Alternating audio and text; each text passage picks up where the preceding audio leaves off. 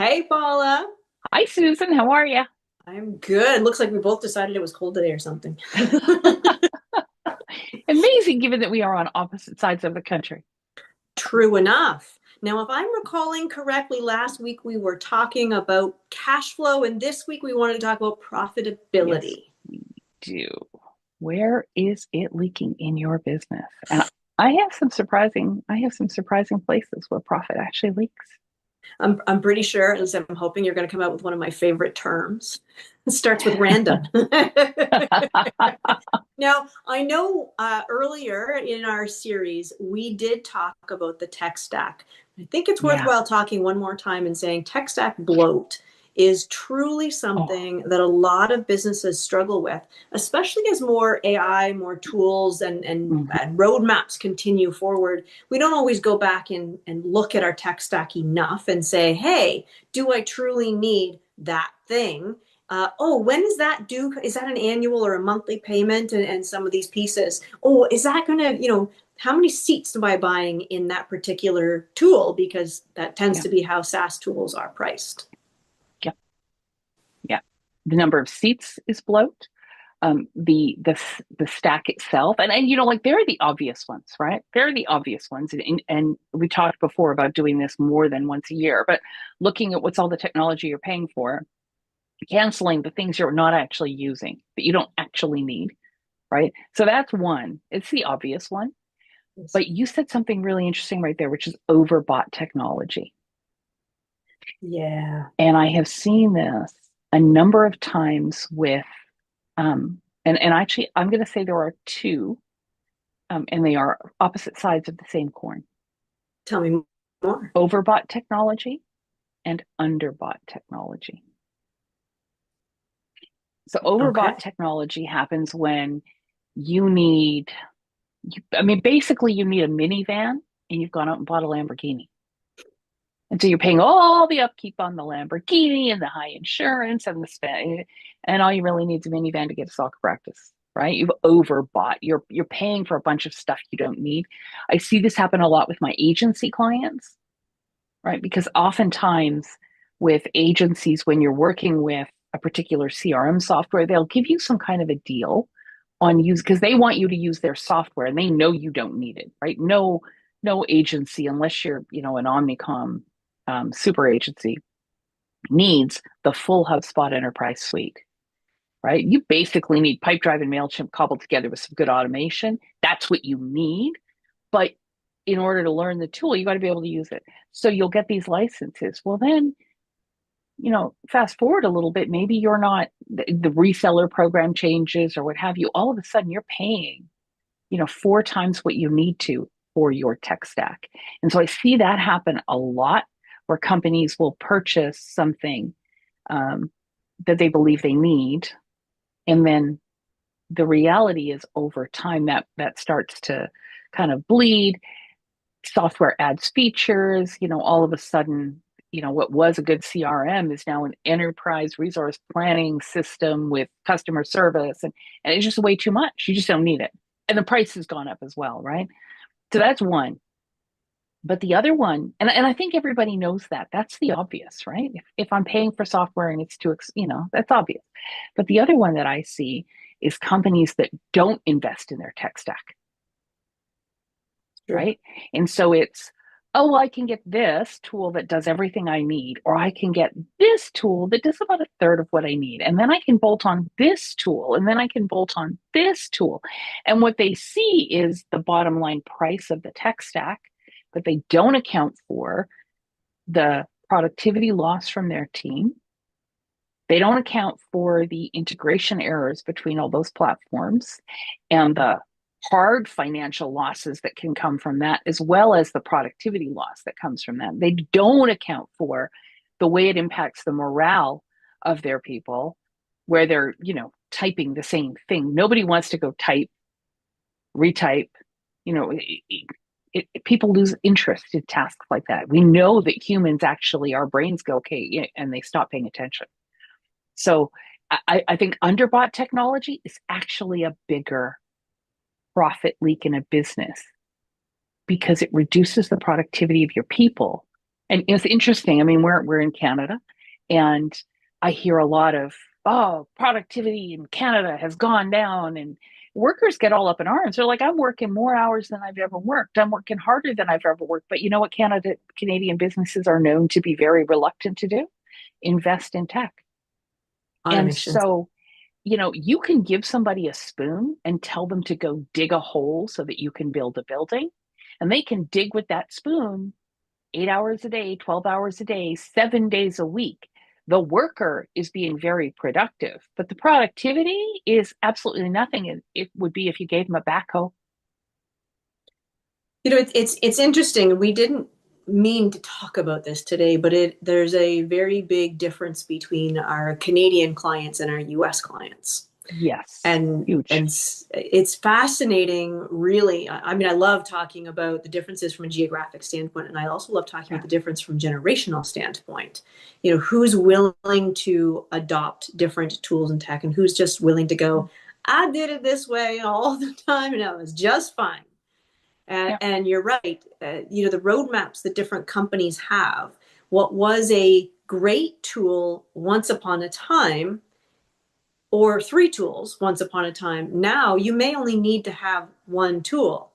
Um, all of those things need to be reevaluated on a very regular basis. And the yeah, documentation of the SOPs, because I like to talk about key man risk, is yep. also critical. And so there's some really interesting elements that feed into all of these pieces. There are. There are. I mean, we think of profit as being this really simple, I bought 10 widgets for $10 a widget and I'm selling them for $20 a widget. So I have this margin of $10 a widget. But in reality, profit is a much more nuanced piece. And I think when we're planning our forecast, in fact, there's a great book out. I believe it's by Mike Michalowicz, Profit First. It's been Yeah, out for profit a while. first. Profit Mike First. Michalowicz. Yeah. That, that ethos is one that more business owners like, what is the profit that I need to make in my business in order for it to be worth me sustaining the risk of running this company? Right. And that's going to be a different number for everybody.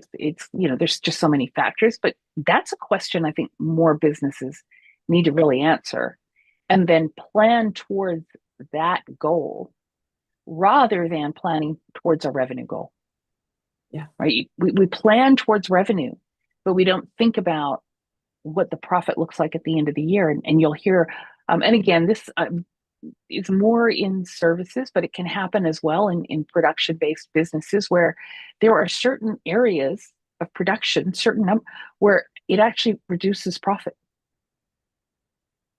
right? There's if you're in services, it's quite simple. I mean, you're generally looking to get your people to around 80%. If your people are billable 80% of their time, you're pushing up against a capacity and you need to open up capacity, right? But as soon as you open up capacity, nobody's billable 80% of the time, but you still have all the overhead costs for them to be billable 80%. So your profit goes down. Same happens with production, where if you have to scale up to increase your capacity in the plant, the cost of doing that generally lands long before the orders come in to fulfill that new capacity. You look like you have something you want to say. It's an interesting planning exercise when Mm-hmm. you're trying to figure out what to invest in, Yeah. what to cut, what's the profit margin you're going to want to keep, what's the profit margin you're at currently. How do Yeah. you get to point A to point B? Because profit first is a really great conversation to have, because one of the base premises of profit first is that as an owner, you actually take time to, I don't know, pay yourself. And a lot of Mm-hmm. owners, I know it's not often talked about, but a lot of owners don't actually get a lot of money out of their businesses unless they're a solopreneur or they're much bigger organizations. There's this messy Yep. middle piece that's really challenging, and you have to be mindful of the profitability of your business and looking at where the leakage happens and how the planning takes place for resources, whether it be people, tech stacks, whatever it is. And so it makes for very interesting conversations. Yeah. There's another one that it's actually one of my uh, pee under the mattress, major irritants in my world, random acts of marketing. I love it. I'm so glad you said that. That's the one I was hoping you were going to hit was random Oh, acts of marketing. you know, the thing about a lot of business owners and a lot of business leaders is not that they don't have great ideas about how to market their business. It's that they have too many. And without a process to kind of whittle that down around some specific objectives, and I mean objectives that are tied to business goals, that are tied to your profit goal, that are tied to your future vision goal, like really connecting the dots in all those places, very quickly, what ends up happening is that your team starts to engage in random acts of marketing. And that's like when you get a call, you're the marketing director and you get a call from the boss going, "Hey, I think we should attend this conference. Can you make that happen?" Click. No, no one's ever Or, seen that. or I got this thing for an ad in this like trade ag magazine and we need to do an advertorial. Can you make that happen? The deadline's Friday. Click. And so you have these, opportunities that arise. It's like, oh, that looks good. Oh, that looks good. Oh, that looks good. There's nothing tying all that together, right? Random acts of marketing. Um, oh, we have to do our newsletter. What are we going to do this month? Let's pick something. Random acts of marketing. Whereas if you have a messaging plan laid out, you have clear positioning, you have um, clear brand standards and guidelines. I mean, these are all things that people are like, oh, we don't need those. Oh, that's for big companies. No, they are the building blocks of becoming that big company. You lay these pieces out, then you make decisions. So when that sponsorship opportunity comes in, the question you're asking, the question your marketing person should be asking you is, how does this tie to our goals? Which of our goals are we measuring success of this initiative against? How does it tie in? Why are you suggesting this relative to our bigger goals? And a great example are clients I've had that have gone into to home shows. In the construction area, in the commercial landscaping, whatever it might be, and they've gone into home shows to promote their business. Except it's a home show, and the people coming through are by and large homeowners who don't necessarily need a commercial landscaper. And so the investment in that show probably could be better allocated somewhere else, right? It's, and maybe not, maybe it's a home show for people who live in an area that is very much staffed with commercial property owners, but not looking at those pieces, right? Are your clients going to be in the room? I had a client who did a lot of speaking engagements, tons of them, but they weren't getting them anything. We sat down and we looked at the speaking engagements. And it's like, you're speaking every time you get up on a stage, you're talking to your competitors. You're educating your competitors. Your clients aren't in this room. And so we started evaluating every engagement. Are the clients in the room? And when It's a I really will say, important question. Are the clients in the room when you're right, doing these hopefully non-random acts of marketing? right. And it can be easy to get caught up in it, right?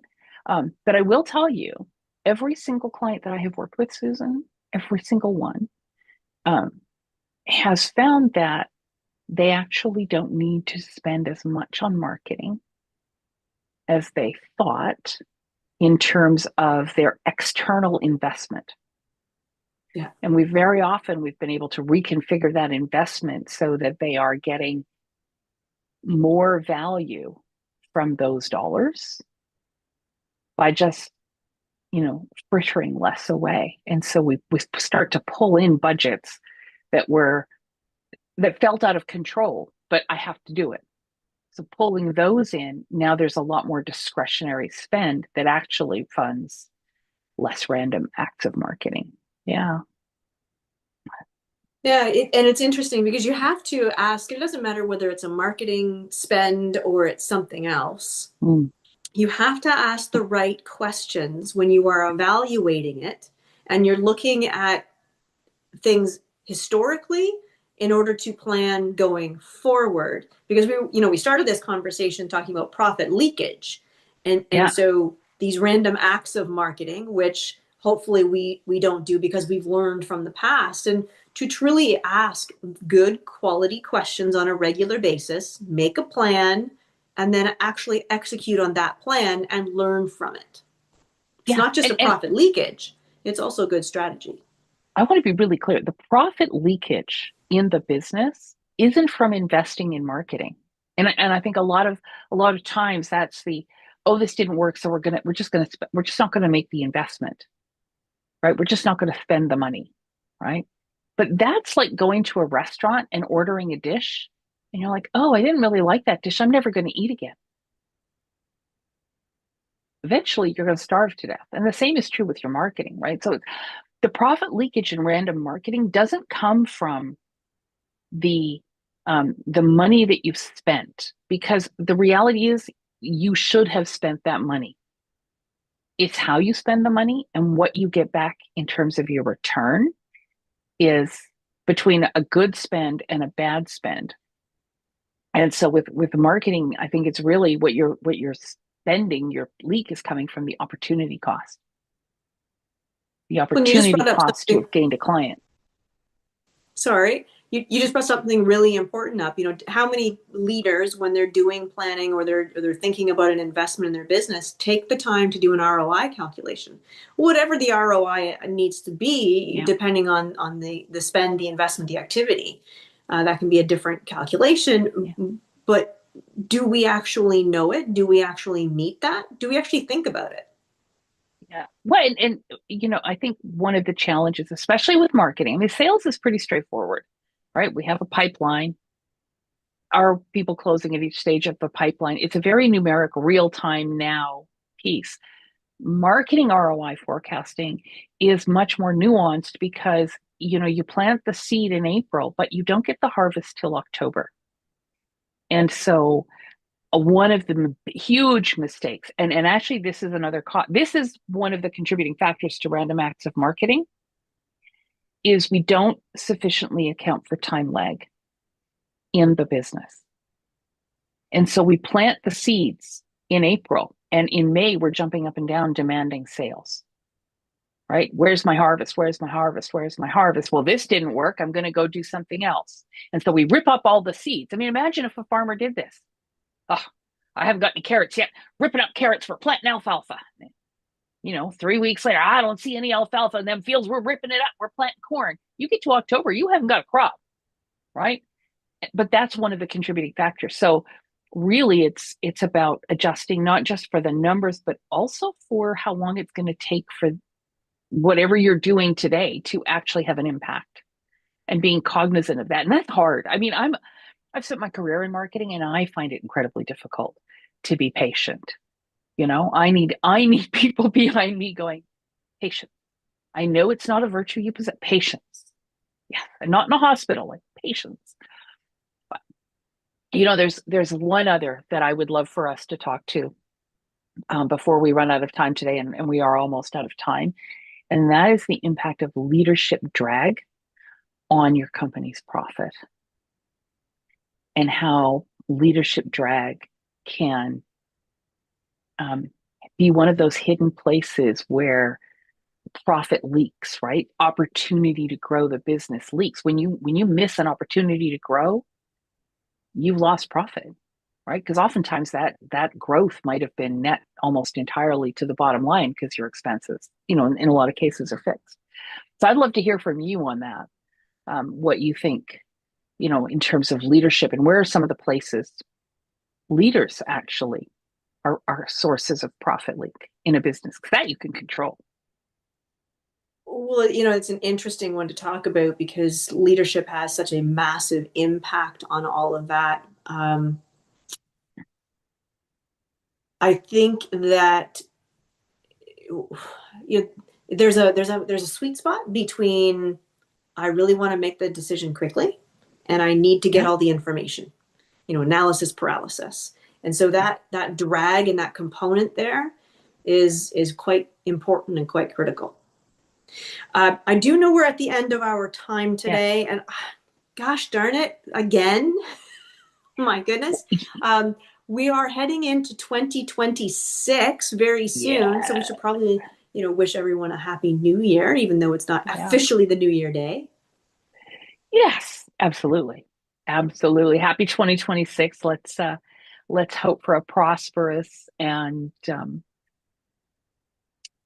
what is the word I am looking for? I want to say uneventful 2026.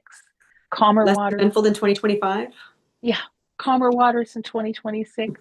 And you know what, Susan, when we get together again, let's talk about that leadership engine because I Yes, mean, I think that is a critical one, especially, joking aside, I think we're probably looking at another chaotic year. There's a lot still changing in the world.